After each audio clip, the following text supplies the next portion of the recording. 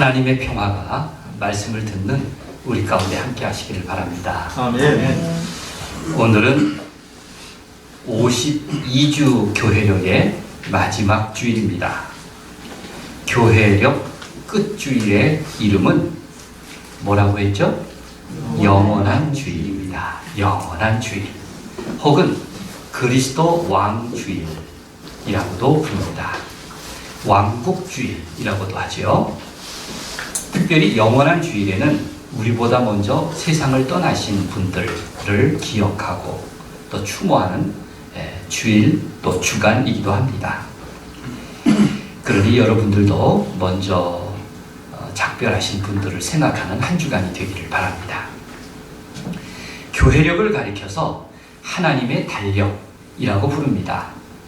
다 그렇게 부르는 게 아니고 제가 그렇게 부릅니다. 하나님의 달력. 색동기도의 특징 한번 살펴보셨습니까? 여러분들의 이름이 등장하는 색동기도 책에 보면 여러분들의 기도 묶음을 가리켜서 공동체가 고백하는 절기별 기도라고 제목을 붙였죠. 공동체가 고백하는 절기별 기도입니다. 한마디로 교회력을 강조한 것입니다. 책 뒷표지에 보면 7절기의 기도 특징들을 한 구절씩 뽑았는데 7명의 이름이 등장하죠. 굉장히 질투가 나지 않았습니까? 야, 누구는 여기다가 이름을 뒷표지에 넣어주고 그랬는가. 이름이 등장한 분은 그 7절기의 기도 특징이 좀 도드라지게 표현되었기 때문에 넣었습니다. 꼭 밥 한 끼들 사시길 바랍니다. 하나님의 달력은 52주 동안 커다란 원을 그리면서 다시 처음으로 되돌아옵니다. 단순한 반복이 아닙니다. 원을 그리면서 나선형으로 조금씩 전진하고 있습니다. 교회력의 7매듭 한번 다 같이 암송해 볼까요? 대림절부터 시작. 대림절, 성탄절, 주현절, 사순절, 부활절, 성령 강림절, 그리고 창조절입니다. 저는 교회력 보급을 하나의 사명으로 여깁니다. 제 목회자로서의 사명 가운데 하나가 교회력을 보급하는 일입니다. 하나님의 달력. 우리 감리교회에서는 저를 교회력에 관한 최고의 전문가라고 그렇게 인정을 합니다. 여러분 잘 이해하지 못하겠죠? 그래서 교육 목사들을 모아서 교회력을 강의하기도 하고 그랬습니다. 오죽하면 제가 손해를 감수하고 기다림초를 만들어서 보급하는 일을 했겠습니까? 또 요즘 날마다 십자가 52주 달력을 보급하고 있습니다. 왜 그렇습니까? 남들이 시켜서가 아닙니다. 사명이기 때문에 그렇습니다. 사명이 나를 또 우리 색동교회를 그렇게 이끌어갈 줄로 믿습니다. 교회력은 예수 그리스도의 생애에 맞춘 하나님의 달력입니다. 교회력에 따라서 살면 예수 그리스도의 생애 주기에 맞춰서 살아가는 겁니다. 대림절 첫째 주일을 기점으로 출발하고 대림절을 기다리는 영원한 주일로 마무리됩니다.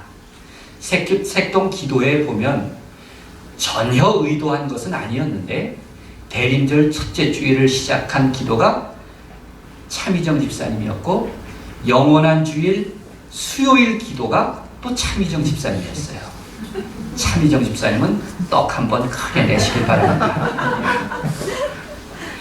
영원한 사이클이고 거룩한 순환이 아닐 수가 없습니다. 우리 그리스도교는 시간의 종교입니다. 시간의 종교. 하나님은 창조 후 물질 세계가 아니라 바로 시간을 축복하셨습니다. 그래서 그것을 안식일이라고 부르고 또 한 주간은 일주일 7일로 구성되어 있고 그리고 계절마다 절기를 통해서 하나님께 예배하게 하였습니다. 성경에서 강조하는 것은 장소가 아닙니다.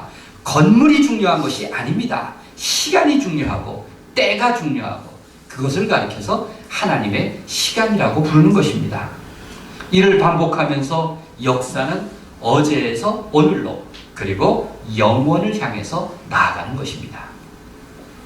히브리서 13장 8절은 이렇게 말씀하고 있습니다. 예수 그리스도는 어제나 오늘이나 영원토록 어제나 오늘이나 영원토록 동일하시니라. 교회력 마지막 주일의 주제는 깨어있으라입니다. 마지막 주일 오늘 주제가 깨어있으라입니다. 오늘 본문은 특별히 마태복음 25장 천국 비유입니다. 예수님은 그때의 천국은 마치 등을 들고 신랑을 맞으러 나간 열처녀와 같다 하리니 라고 말씀을 시작하십니다. 그때의 천국은 마치 등을 들고 신랑을 맞으러 나간 열처녀와 같다 하리니. 오늘 우리는 245장 저 좋은 낙원 이르니 라는 찬송을 불렀죠. 이런 것을 대표적으로 천국 찬송이라고 부릅니다. 여러분은 천국에 대한 소망이 있습니까? 아멘. 천국과 지옥은 현대인에게는 가장 낡은 이슈가 되고 있습니다. 그럼에도 그리스도인은 누구나 성경에 기록된 대로 하나님의 심판과 영원한 생명이 있음을 믿습니다. 천국과 지옥을 믿는다는 것은 하나님의 심판과, 다시 말하면 우리가 마지막 때에 하나님 앞에 설 것과, 그리고 하나님께서 주시는 영원한 생명이 있음을 고백하는 것, 그게 바로 천국과 지옥입니다. 사람은 누구에게나 죽음이라는 종말의 순간이 있습니다. 그것을 모르고 맞기 때문에 언제나 준비가 부족할 수밖에 없습니다. 그런 날을 마음으로 미리 예비하라고, 그렇게 시간이 기다려주지 않는다고 다시 한번 각성하고 깨달으려고 하는 것이 이 영원한 주일의 목적입니다. 평생 아주 쿨하게 살아온 사람이 있었습니다. 그 사람도 갑작스럽게 죽어서 베드로 앞으로 갑니다. 베드로는 평생 쿨하게 살아온 그 사람의 삶을 존중해서 당신 천국을 가고 싶소? 지옥을 가고 싶소? 둘 중에 하나를 선택하라고 했습니다.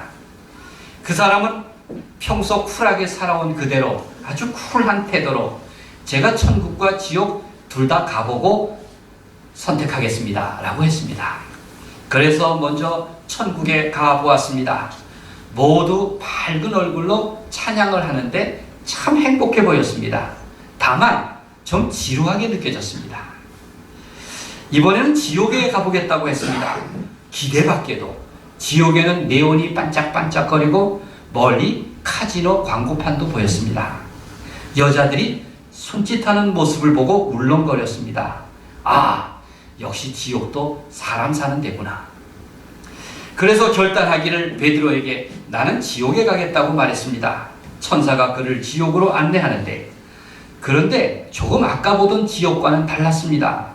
어두침침하고 역겨운 냄새도 나고 몸부터 꺼리낌이 들었습니다. 물었습니다. 왜 아까 보던 지옥과 지금 보는 지옥은 다릅니까? 그때 천사가 말하기를 아까 본 지옥은 관광 비자로 가는 곳이고 지금 가는 지옥은 영주권자가 가는 곳이라네.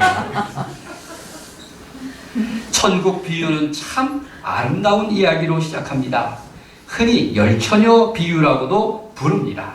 1절 말씀을 함께 읽겠습니다. 천국은 마치 등을 들고, 시작. 천국은 마치 등을 들고 신랑을 맞으러 나간 열처녀와 같다 하리니. 여기에서 열처녀는 들러리를 말합니다. 이런 들러리를 옛날 우리식으로 표현하면 열두하님이라고 불렀습니다. 혼인을 할 때 새색시를 돕던 12명의 하님이 있었다고 합니다. 몸하님, 함하님, 경대하님, 패백하님, 시계박하님, 쪽두리하님, 각 한 쌍씩 12명이었습니다. 유대 풍속에 따르면 혼례는 저녁에 신랑이 신부집에 도착하면서부터 시작을 합니다. 따라서 등을 준비하는 것, 등잔을 준비하는 것은 신부 들러리들이 갖추어야 할 필수품에 속했습니다. 그 등불을 밝혀서 신랑을 맞이하고 그리고 혼인이 진행되는 것입니다. 그런데 문제가 발생합니다. 밤은 깊어가는데 신랑의 도착이 계속 미루어지고 자꾸 늦어지는 것이었습니다. 뜻밖의 사정은 예고 없이 발생합니다.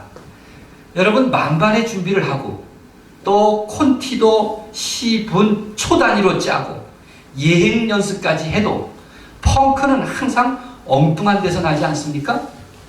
사람이 준비한 대로 일사천리로 진행된다면 얼마나 좋겠습니까? 세상에.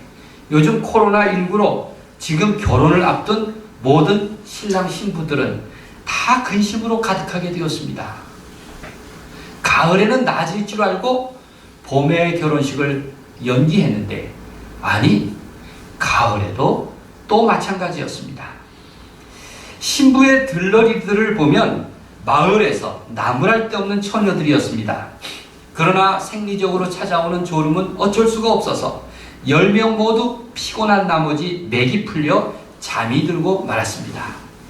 아, 예수님께서 이런 비유를 하시다니 정말 예수님도 역시 우리 사람들의 삶을 잘 이해하고 계시는구나 하는 생각이 듭니다. 물론 예수님은 이 비유를 통해서 들러리들의 무책임함을 탓하는 것은 아닙니다. 오히려 인간의 약함, 그 인간의 고달픔을 이해하는 따뜻한 눈빛으로 우리에게 다가가고 계심을 느낄 수가 있습니다. 주님은 우리의 실수, 무능함, 연약함 다 용납하십니다. 이윽고 한밤중에 높은 외침이 울려 퍼졌습니다. 황급한 목소리였습니다. 보라, 신랑이로다. 맞으러 나오라. 잠든 10명의 처녀는 반사적으로 동시에 깨어서 일어났습니다. 저기 신랑이 온다는 긴박한 소식에 10명의 처녀는 두 입장으로 5명의 처녀는 곧 등잔에 불을 높이 올리고 신랑을 맞으러 나갈 수가 있었습니다. 그런데 나머지 5 처녀는 이미 등잔에 불이 사그러들고 있었고 여분의 기름이 없어서 등불을 밝히고 나설 처지가 못 되었습니다. 미련한 5 처녀가 슬기로운 5 처녀에게 기름을 좀 나눠다오 라고 청했지만 그들에게 되돌아온 것은 냉정한 대답뿐이었습니다. 피차 그럴 만한 사정이 있었기 때문에 이해가 갑니다만 이렇게 말합니다. 우리와 너희가 쓰기에 다 부족할까 하노니 차라리 파는 자들에게 가서 너희 쓸 것을 사라. 그렇게 말하고 있습니다. 결국 미련한 처녀들이 기름을 사러 가게에 다녀온 사이 신랑은 도착했습니다. 그리고 잔치집 문은 안으로 잠겼습니다. 11절에 이렇게 말합니다. 주여, 주여, 우리에게 열어주소서. 이 5 처녀의 간절함은 잔치의 소란함에 파묻혀서 외면당하고 맙니다. 예수님은 12절에서 이렇게 말씀하십니다. 함께 읽겠습니다. 진실로, 시작. 진실로 너희에게 이르노니 내가 너희를 알지 못하노라. 미련한 5 처녀란 남을 빗대어서 예를 들었을 뿐 사실 우리 모습을 너무나 닮았습니다. 여러 가지 변명이 가능할 것입니다. 아, 인생이 피곤하고 여유가 없이 살다 보니 여분의 기름을 준비할 정신이 없었습니다. 나름대로 기름을 준비한다고 준비했지만 신랑이 이렇게 늦을 줄 누가 알았습니까? 다 통할 수 있는 변명입니다. 그러나 변명은 별 효과가 없었습니다. 잠이 든 것은 양해할 수 있습니다. 그러나 등잔에 기름을 준비하지 못한 것은 용납이 되지 않았습니다. 예수님은 이야기를 마치면서 결론적으로 이렇게 말씀하십니다. 그런즉 깨어있어라. 깨어있어라. 너희는 그날과 그 시를 알지 못하느니라. 이렇게 신신당부하고 계시는 겁니다. 주님은 이미 어두워져가는 우리의 역사를 향하여 그런즉 깨어있어라. 이렇게 말씀하십니다. 곧 다가올 그때에 일어나라. 너의 등불을 밝혀라. 그렇게 말씀하실 것입니다. 저기 신랑이 온다. 는 그 외침을 쫓아서 등불을 높이 들고 주님의 강림을 예비할 자가 과연 누구입니까? 여러분들이 되시기를 간절히 바랍니다. 보라, 신랑이로다. 맞으러 나오라 라고 하는 외침은 우리 그리스도교 신앙의 핵심 주제인 종말론적인 각성을 일깨워주고 있습니다. 마태복음 25장에는 열처녀 비유와 함께 달란트의 비유, 최후의 심판의 비유 등 종말과 심판에 대한 메시지의 종합판입니다. 마태복음 25장, 그 앞장인 24장까지 포함해서 24장, 25장을 마태의 묵시록이다 이렇게 부르기도 합니다. 저기 오는 신랑은 종말론적인 사건의 절정, 즉 예수 그리스도의 다시 오심을 뜻합니다. 보라, 신랑이로다. 맞으러 나오라. 그 말은 새로운 시대를 준비하는 소명의식을 일깨우고 있습니다. 파루시아라고 하죠. 성경에서 가르치는 종말은 마지막, 끝이 아닙니다. 성경에서 말하는 종말은 새로운 시작입니다. 성경 창세기 21장, 22장은 무엇을 말하고 있습니까? 종말에서 끝나는 것이 아니라 새로운 창조, 새하늘과 새 땅, 새로운 시작을 의미하고 있는 것입니다. 제가 26년 전에 처음 독일에 가서 베를린에서 제독 기독교 한인교회 협의회 총회가 있어서 그곳에 갔다가 이제 마지막 날 총회를 마치고 베를린 근처에 있는 작센하우젠을 함께 관광을 했습니다. 전국에서 모인 이제 한인 교회 대표들이 작센하우젠 포로 수용소를 함께 구경한 겁니다. 이 수용소는 수만 명의 유대인들을 살해한 나치의 만행이 남아있는 아주 생생한 역사 현장입니다. 수도 옆에 있으니까 관광객이 더 많았겠죠. 수만 평에 이르는 넓은 땅에는 각종 수용시설, 처형장, 화장 설비, 그리고 생체 해부를 위한 건물들이 보존되어 있었습니다. 그 시설들은 다름 아닌 인간성을 포기한 혐오 시설들이었습니다. 그곳은 지난 세대 대표적인 절망의 상징이었는데 다시는 이런 끔찍한 일이 일어나지 않도록 미래 세대를 향해서 보존한 것입니다. 각성하라는 것이죠. 저는 작센하우젠 포로 수용소에서 가장 인상적으로 본 것이 지금도 눈에 선합니다.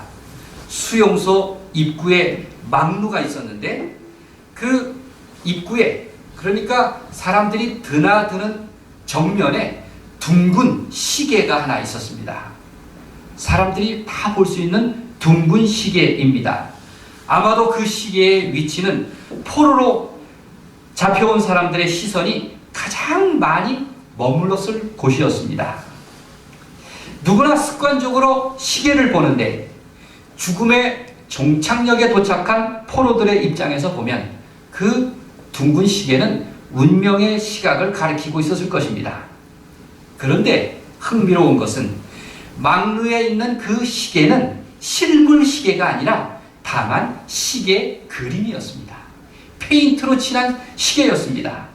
본래 그 자리에 있던 시계를 떼어냈는지 처음부터 그림 시계를 그려놨는지는 잘 모르겠습니다.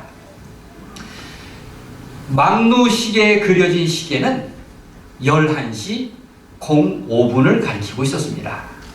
11시 05분. 뭘 뜻할까? 제가 곰곰이 생각해 보았습니다. 포로 수용소에 잡혀온 사람들, 자유로운 삶을 빼앗긴 그들, 유대인들, 집시들, 정신장애인들, 공산주의자들, 저항운동에 참여한 그리스도인들, 누구나 예외 없이 고개를 들어서 그 망루의 시계를 쳐다봤을 것입니다. 지금 몇 시인가? 지금 몇 시인가? 그들은 비록 수용소의 시계를 바라보았지만 사실 측정하고자 했던 것은 자기를 사로잡은 절망의 시간이었을 것입니다. 운명의 시계처럼 정지된 그 절망의 공간에서 우리의 희망은 과연 몇인가? 끊임없이 물었을 것임에 틀림없습니다. 저는 수용소를 다녀온 이후 오랫동안 11시 05분에 대해서 묵상하게 되었습니다. 하필이면 왜 11시 05분이었을까? 제 수첩에다가 그것을 써놓고 두고두고 생각했습니다. 그 시각은 오전을 가리킬까? 한밤중을 가리킬까? 그리고 저는 나름대로 결론을 내렸습니다. 11시 05분은 바로 종말의 시간이었구나. 그 시간은 바로 보라! 신랑이로다 맞으러 나오라 라는 외침이 있는 그 한밤중, 바로 그때와 일치한 시간이 아니었을까? 저는 그렇게 생각하였습니다. 그 11시 05분은 모두가 졸음에 빠져서 넋을 잃어버린 시간입니다. 대부분의 인간이 피곤함에 지쳐서 선잠에 드는 시간입니다. 역사도 희망을 잃고 파멸로 빠져드는 시간. 성경에 따르면 그 시간은 도둑이 담을 넘을 때이고 주인이 더디 오려니 생각할 때이며 저기 신랑이 올 때, 바로 그 시간이었습니다. 한밤중인 11시 5분, 바로 그 시각은 절망의 병을 앓고 있는 모든 사람들을 일깨우는 구원의 외침이 있는 때가 아니었을까? 불현듯 이런 생각이 들었습니다. 그렇다면 내게 기름은 충분한가? 우리는 등잔의 기름을 충분히 준비하고 있는가? 이 작센하우젠 포로 수용소에는 고백교회 지도자인 마틴 니멜로라는 목사님도 갇혀 있었습니다. 그 역시 오랜 포로 생활 속에서 절망에 빠져 있었습니다. 그런데 어느 날 어떤 죄수가 마틴 니멜로 목사를 알아보고 사인을 보냈습니다. 4글자 라틴어 사인을 보냈는데 감시 속에 진행된 짧은 산책 시간 중이었습니다. 그가 4글자 라틴어 사인을 보낸 그 내용은 그리스도는 살아계신다 라는 사인이었습니다. 그리스도는 살아계신다. 마틴 니멜로 목사는 이 막막한 수용소 안에서도 예수 그리스도를 고백하는 하나님의 사람이 여전히 있구나 라는 데 감격했습니다. 그는 다시 삶의 용기와 희망을 되찾았다고 합니다. 마침내 처형 직전 연합군에 의해 극적으로 구출되었고 전후 독일교회 재건을 위해서 일한 감독이 되었습니다. 이분이 헤센 나사우 주교회 감독이었을 때 여러분들 저를 통해서 자주 들으셨던 이영빈 목사님이 저 미넨대학교 교목에서 일하고 있으면서 어려움을 겪을 때 이 목사님을 프랑크푸르트로 끌어올린 분이 이 마틴 니멜로 목사님입니다. 먼 얘기가 아닙니다. 조금만 거스르면 다 우리와도 연결될 수 있는 이야기입니다. 우리는 절망에 대해서 말할 때 끝이란 단어를 사용합니다. 절망의 끄트머리에 서 있다. 내 인생의 마지막이다. 이런 표현도 씁니다. 그러나 바닥을 쳤다라는 말도 있죠. 바닥을 쳤다는 말은 굉장히 희망적인 말입니다. 심지어 끄트머리나 마지막이라는 절망의 언어조차 희망이 담겨 있다는 것을 우리가 알 수 있습니다. 우리말 끄트머리는 끄트는 끝이죠. 머리는 시작입니다. 끝이지만 시작하는 것, 그게 바로 끄트머리입니다. 마지막은 뭡니까? 마지막은 맛이라는 단어가 변형된 것인데 여기서 맛은 시작입니다. 맏아들, 짐승의 맛배, 처음을 뜻하죠. 그러니 끄트머리와 마지막은 끝이지만 동시에 시작입니다. 나중이지만 동시에 처음인 것, 그게 바로 끄트머리요, 그것이 바로 마지막인 것입니다. 우리가 잘 아는 헬렌 켈러라고 하는 분은 가장 절망적인 운명을 가진 분 아닙니까? 그는 평생 앞이 캄캄한 인생을 살았습니다. 그는 유일한 소원이 있었는데 내가 만일 3일 동안이라도 볼 수 있다면 그런 꿈을 꾸었습니다. 그는 사흘을 3등분해서 자신의 삶을 바꿔준 인생의 스승 앤 설리반과 친구들을 보고 싶어 했고 아름다운 노을과 먼동이 트는 광경, 그 보석 같은 밤하늘을 보고 싶어 했고 메트로폴리탄과 오페라 하우스, 그리고 도시의 네온사인과 쇼윈도우의 아름다운 물건들을 보고 싶어 했습니다. 내게 사흘이 주어진다면 이렇게 사흘을 나눠서 구경을 해야겠다. 그런 셋째 날 자정이 되면 다시 영원한 밤이 자기에게 알고 있었습니다. 그러면서 당연히 그 짧은 3일 동안 내가 보고 싶은 것을 다 보지는 못할 것이다. 그저 어둠이 내게 닥쳐올 때에서야 난 내가 얼마나 많은 것을 보지 못한 채 내버려 두었던가를 알게 될 것이다. 그는 그렇게 말했습니다. 그러면서도 볼 수 없는 헬렌 켈러는 볼 수 있는 우리를 향해서 한 가지 요령을 가르쳐 줍니다. 내일 눈이 갑자기 멀게 될 것처럼 여러분의 눈을 사용하시오. 내일 당장 눈이 멀게 될 것처럼 오늘 여러분의 눈을 사용하라는 것입니다. 그러면서 우리를 향해서 볼 수 있으면서도 비전이 없다고? 비전은 본다는 거 아니에요. 볼 수 있으면서 비전이 없다면 그거 참 끔찍한 일 아닌가? 그는 그렇게 안타까워했습니다. 저는 헬렌 켈러의 충고야말로 끝을 시작으로 절망을 희망으로 바꾸어내는 천국 비유가 아닐까 그렇게 생각을 합니다. 오늘 하나님의 달력은 교회력 끝주일이요 동시에 영원한 주일입니다. 요한계시록에서 주님은 말씀하십니다. 나는 알파와 오메가요 처음과 마지막이요 시작과 마침이라. 교회력은 끝도 시작도 없습니다. 다만 하나님의 달력은 하나님의 계획 안에서 하나님의 때, 바로 그 날과 그 때가 있을 뿐입니다. 제 생각에 세상에서 가장 쉬운 것은 또 가장 어려운 법입니다.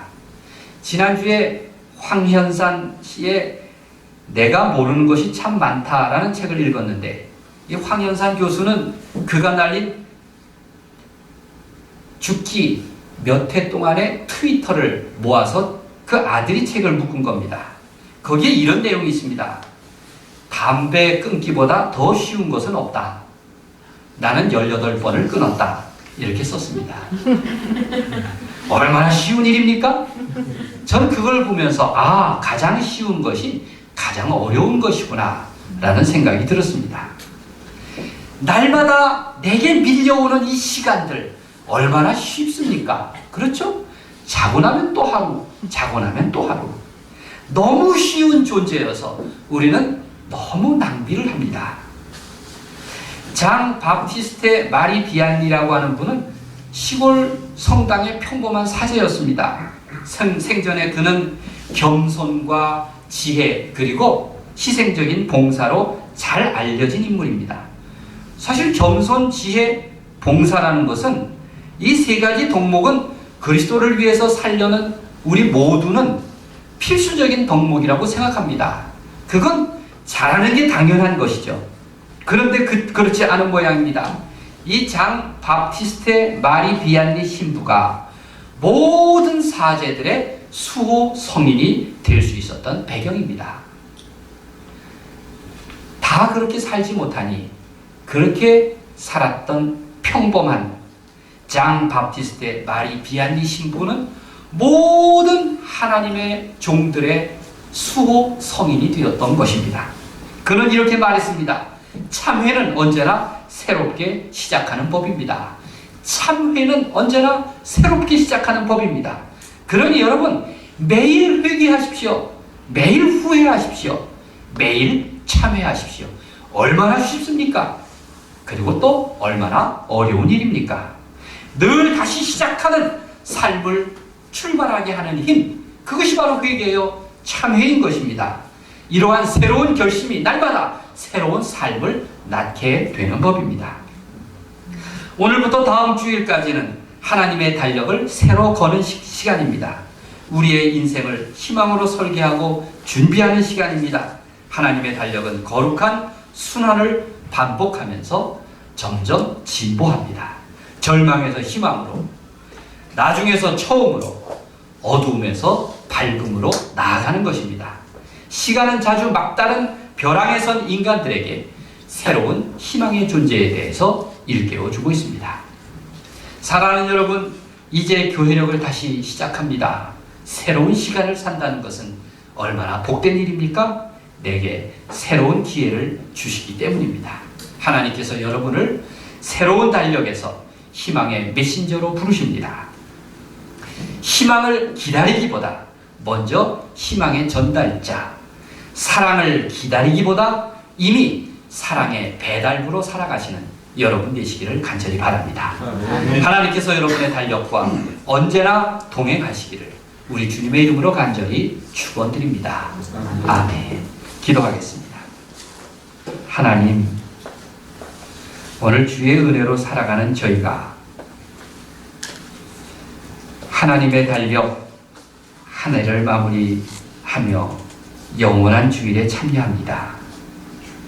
우리의 하루하루 일상의 시간들이 영원을 향하도록 나를 인도해 주시옵소서. 내 인생의 달력에 우리 주님 항상 동행하셔서 용기를 주시고 위로를 주시고 격려를 주시며 희망으로 손잡아 주시옵소서. 아멘. 그리하여 날마다 새로운 인생, 감격적인 생을 살아갈 수 있도록 도와주시기를 원합니다. 아멘. 예수님의 이름으로 기도드립니다. 아멘. 아멘.